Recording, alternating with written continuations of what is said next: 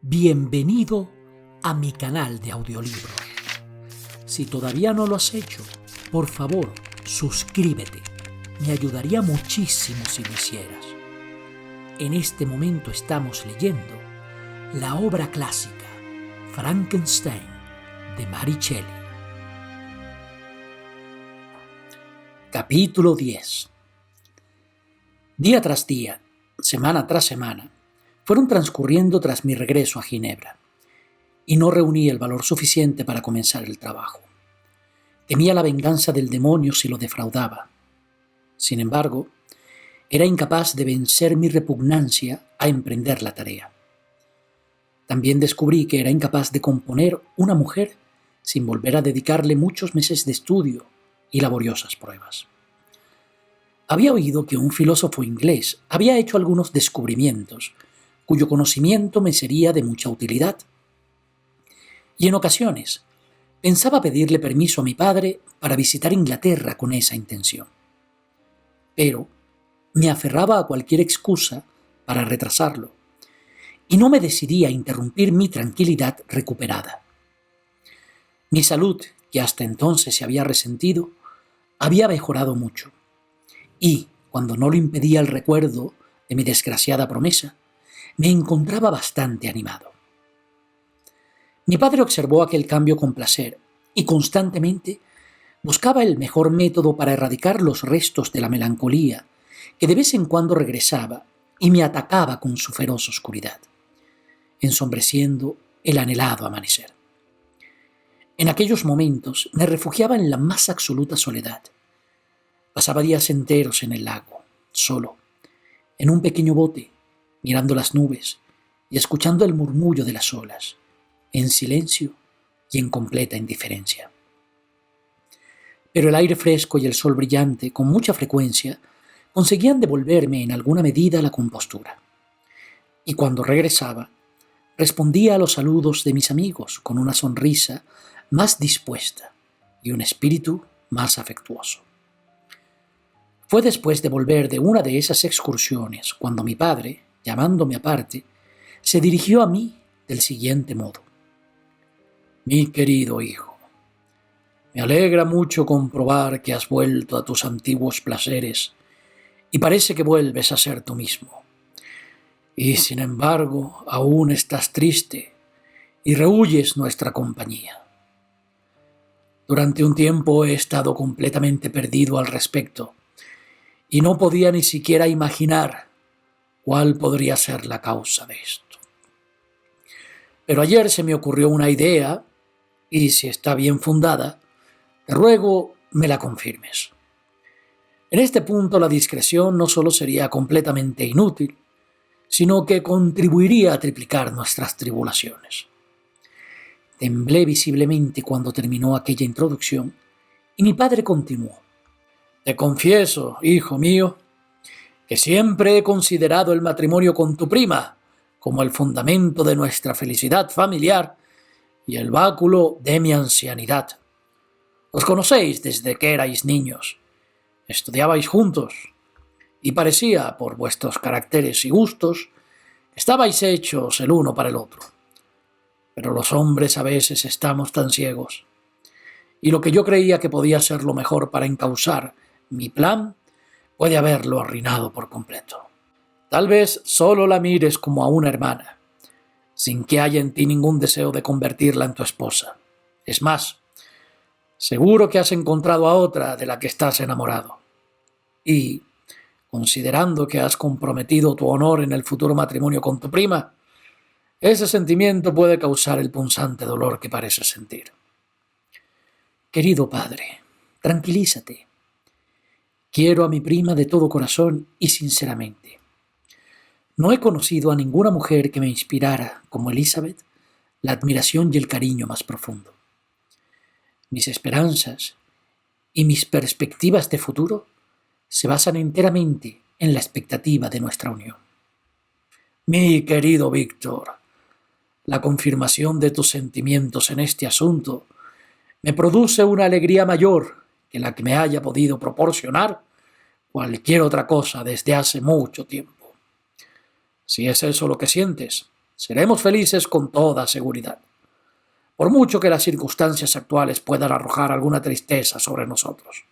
Pero es esa tristeza que se ha apoderado con tanta fuerza de tu espíritu la que querría desterrar. Dime, pues, si tienes alguna objeción a una inmediata celebración formal de vuestro matrimonio. Hemos sido muy desdichados, y los recientes acontecimientos nos han arrebatado esa tranquilidad familiar que mis años y mis achaques precisan. Eres joven. Sin embargo, disponiendo de una notable fortuna, no creo que un matrimonio temprano pueda interferir en cualquier proyecto futuro que hayas planeado, sea en la universidad o en la administración pública. En cualquier caso, no creas que deseo imponerte la felicidad o que un retraso por tu parte me causaría ninguna inquietud seria. Interpreta mis palabras con sencillez y respóndeme, te lo ruego, con confianza y sinceridad. Escuché a mi padre en silencio y durante unos momentos permanecí sin dar contestación alguna. Rápidamente le di 1000 vueltas a una avalancha de pensamientos e intenté llegar a una conclusión. Dios mío, la idea de una boda inmediata con mi prima me aterrorizaba y me consternaba. Estaba comprometido por una solemne promesa que aún no había cumplido y que no me atrevía a romper. Y si lo hacía, ¿cuántos e insospechados sufrimientos podrían desatarse sobre mí y mi adorada familia? ¿Acaso podía celebrar un banquete con aquel peso mortal colgando de mi cuello y arrastrándome por el suelo? Debía cumplir mi compromiso. Solo así conseguiría que el monstruo se fuera con su compañera antes de que yo pudiera permitirme disfrutar de un matrimonio en el cual tenía depositadas todas mis esperanzas de paz. Recordé también la necesidad perentoria en que me hallaba, bien de viajar a Inglaterra, bien de entablar una larga correspondencia con los filósofos de ese país, cuyos conocimientos y descubrimientos me resultaban indispensables en semejante empresa. Esta última forma de conseguir la información precisa era lenta y enojosa. Además, cualquier cambio me sentaría bien, y estaba encantado con la idea de pasar 1 o 2 años en otro lugar y con otras ocupaciones, lejos de mi familia. Durante ese periodo de tiempo podría ocurrir algo que me devolviera la paz y la felicidad. Podría cumplir mi promesa y el monstruo podría partir. O tal vez podría acontecer algún accidente que acabara con él y pusiera fin a mi esclavitud para siempre. Aquellos sentimientos dictaron la respuesta que le di a mi padre. Expresé mi deseo de visitar Inglaterra, pero, ocultando las verdaderas razones de aquella petición, disfracé mis intenciones con la máscara de un supuesto deseo de viajar y ver mundo antes de instalarme para siempre entre los muros de mi ciudad natal. Presenté mi ruego con toda formalidad y mi padre muy pronto accedió a mi petición. Creo que no ha habido un padre más indulgente o menos tiránico en el mundo.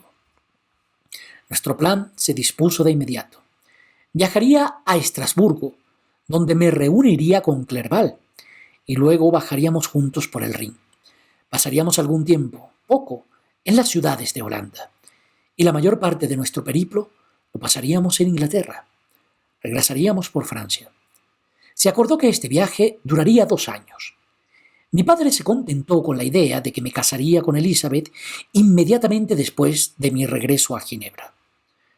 Estos 2 años, dijo, pasarán rápidamente, y será el único retraso que se oponga a tu felicidad.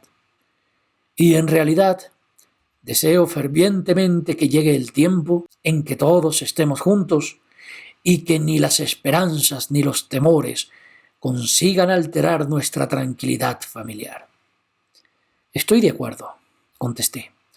Para entonces, Elizabeth y yo seremos más maduros y espero que más felices de lo que somos en este momento. Suspiré, pero mi padre amablemente evitó hacerme ninguna pregunta más respecto a la razón de mi tristeza. Él esperaba que los paisajes nuevos y el entretenimiento del viaje me devolvieran la tranquilidad.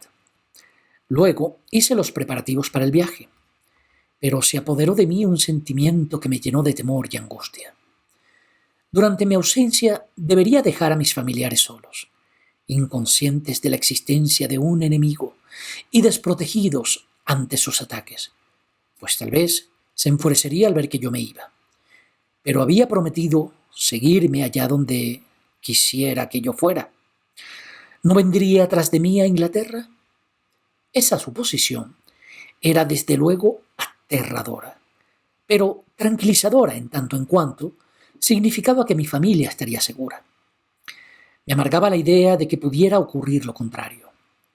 Pero durante todo el tiempo en el que fui esclavo de mi criatura, solo me dejé guiar por los impulsos de cada instante y mis sensaciones, en aquel momento, me aseguraban con toda certeza que aquel demonio me seguiría y que mi familia quedaría al margen del peligro de sus maquinaciones. Fue muy a finales de agosto cuando partí de Ginebra, dispuesto a vivir 2 años en el extranjero. Elizabeth aceptó las razones de mi viaje y solo lamentaba que ella no tuviera las mismas oportunidades para ampliar sus conocimientos y cultivar su inteligencia. De todos modos, lloró al despedirse y me pidió que regresara feliz y tranquilo. «Todos te necesitamos», dijo, «y si tú estás triste, ¿cuáles serán nuestros sentimientos?». Me metí en el carruaje que iba a alejarme de allí, sin saber apenas a dónde me dirigía y sin importarme lo que sucedía a mi alrededor. Solo recuerdo, y pensé en ello con la angustia más amarga, que ordené que empaquetaran mi instrumental químico para llevármelo, porque decidí cumplir mi promesa mientras estuviera en el extranjero y regresar, si era posible, como un hombre libre. Abrumado por todas aquellas visiones terribles, atravesé muchos paisajes maravillosos y majestuosos, pero mis ojos estaban clavados en el vacío y no veían nada. Solo podía pensar en la finalidad de mi viaje y en el trabajo que iba a ocuparme mientras durara. Después de algunos días en los que estuve sumido en una indolente apatía, durante los cuales recorrí muchas leguas, llegué a Estrasburgo, donde permanecí 2 días esperando a Clerval. Finalmente vino. Dios mío, qué enorme contraste había entre ambos. Él siempre estaba atento a todo. Disfrutaba cuando veía la belleza del sol al atardecer y aún se alegraba más cuando lo veía amanecer y comenzaba un nuevo día. Me señalaba los cambiantes colores del paisaje y las tonalidades del cielo. «Esto sí que es vivir», exclamaba. «Me encanta vivir. Pero tú, mi querido Frankenstein, ¿por qué estás triste y apenado?». En efecto, estaba muy ocupado en mis sombríos pensamientos y ni veía la aparición de la estrella vespertina ni los dorados amaneceres reflejados en el Rin. Y usted, amigo mío, seguramente se divertiría mucho más con el diario de Clerval, que observaba el paisaje con mirada sentimental y gozosa, que escuchando mis reflexiones. Yo, un pobre desgraciado atrapado en una maldición que me cerraba todos los caminos de la alegría. Habíamos acordado bajar el Rin en barco, desde Estrasburgo hasta Rotterdam, donde podríamos coger un navío hacia Londres. Durante aquel viaje pasamos juntos a pequeñas islas y visitamos algunas hermosas ciudades. Pasamos un día en Mannheim y 5 días después de nuestra partida de Estrasburgo llegamos a Maguncia. El curso del Rin, a partir de Maguncia, es mucho más pintoresco. El río desciende rápidamente y serpentea entre colinas, no muy altas pero escarpadas, y con hermosísimas formas. Vimos muchos castillos en ruinas, asomándose al borde de altos e inaccesibles precipicios, rodeados por bosques oscuros. Esta parte del Rin, en efecto, presenta un paisaje singularmente variopinto. En cierto punto, uno puede observar colinas escarpadas, castillos en ruinas asomándose a tremendos precipicios, con el oscuro Rin precipitándose en el fondo. Y de repente, a la vuelta de un promontorio, florecen los viñedos y surgen populosas ciudades y los meandros de un río con suaves riberas verdes se hacen dueños del paisaje. Viajábamos en la época de la vendimia y oímos las canciones de los trabajadores mientras avanzábamos río abajo.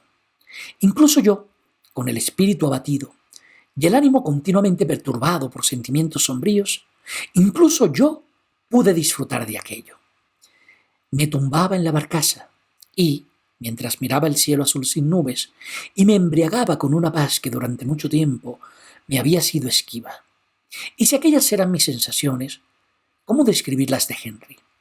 Parecía que se hubiera trasladado al país de las hadas y gozaba de una felicidad que rara vez disfrutan los hombres. «He visto los paisajes más hermosos de mi país», decía.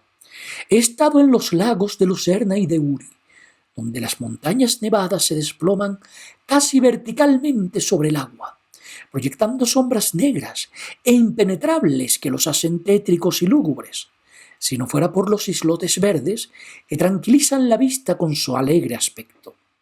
He visto esos lagos agitados por la tempestad, cuando el viento arranca remolinos de agua y advierte cómo debe ser una tromba marina en el océano abierto. Y he visto romper las olas con furia en la base de las montañas, donde el cura y su amante quedaron sepultados por una avalancha, y donde se dice que aún se escuchan sus voces moribundas en medio de las ventiscas nocturnas. He visto las montañas de la Valais y del Pays de Vaud, pero esta región, Víctor, me gusta más que todas aquellas maravillas. Las montañas de Suiza son majestuosas y extraordinarias, pero en las orillas de este divino río hay encantos como no he visto jamás. Mira aquel castillo colgado en aquel precipicio, y aquel otro también en la isla, casi oculto entre el follaje de aquellos encantadores árboles. Y ahora, mira aquel grupo de trabajadores que vuelven de sus viñedos, y aquella aldea medio escondida en la quebrada de la montaña. Oh, seguramente el espíritu que habita y protege este lugar tiene un alma más piadosa con los hombres que aquellos que se esconden en los glaciares o viven en los inaccesibles picos de las montañas de nuestra tierra». Sonreí ante el entusiasmo de mi amigo y recordé con un suspiro aquella época en la que mis ojos habrían brillado con alegría al contemplar los paisajes que entonces veíamos. Pero el recuerdo de aquellos días era demasiado doloroso. Debía acallar cualquier pensamiento para disfrutar de un poco de paz, y aquella idea ya era suficiente para emponzoñar cualquier placer. Desde Colonia bajamos a las llanuras de Holanda y decidimos continuar en diligencia el resto de nuestro camino, porque el viento era contrario y la corriente del río era demasiado lenta como para arrastrar el barco. Ahora llegábamos a un territorio muy distinto. La tierra era arenosa y las ruedas se hundían frecuentemente en ella. Las ciudades en este país constituían la parte más agradable del paisaje. Los holandeses son extremadamente ordenados, pero a menudo nos sorprendía lo poco práctico que resultaba su orden. Recuerdo que en cierto lugar había un molino de viento colocado de tal modo que el postillón se vio obligado a llevar el carruaje por un extremo del camino para evitar el giro de las aspas. El camino a menudo discurría entre dos canales, donde no había espacio más que para que pasara un carruaje. Y cuando nos encontrábamos otro vehículo, lo cual ocurría con frecuencia, nos veíamos obligados a ir hacia atrás durante casi una milla, hasta que encontrábamos uno de los puentes levadizos que conducen a los sembrados, donde bajábamos con el carruaje y esperábamos a que pasara el otro. También empapan el lino en el barro de sus canales y lo cuelgan de los árboles a lo largo de los caminos para secarlo. Y cuando hace mucho calor, no es fácil soportar el hedor que desprende. Sin embargo, los caminos son magníficos y los prados maravillosos. Desde Rotterdam navegamos hasta Inglaterra. Fue una mañana despejada de los últimos días de septiembre cuando vi por primera vez los blancos acantilados de Gran Bretaña. Las riberas del Támesis ofrecían un paisaje nuevo. Eran llanas pero fértiles y casi todas las ciudades tenían una historia curiosa. Vimos Tilbury Fort y recordamos la Armada Española. Gravesend, Woolwich, Greenwich, lugares de los que ya había oído hablar en mi país. Al final, vimos las numerosísimas agujas de Londres, con San Pablo elevándose sobre todas las demás, y la torre, famosa en la historia de Inglaterra.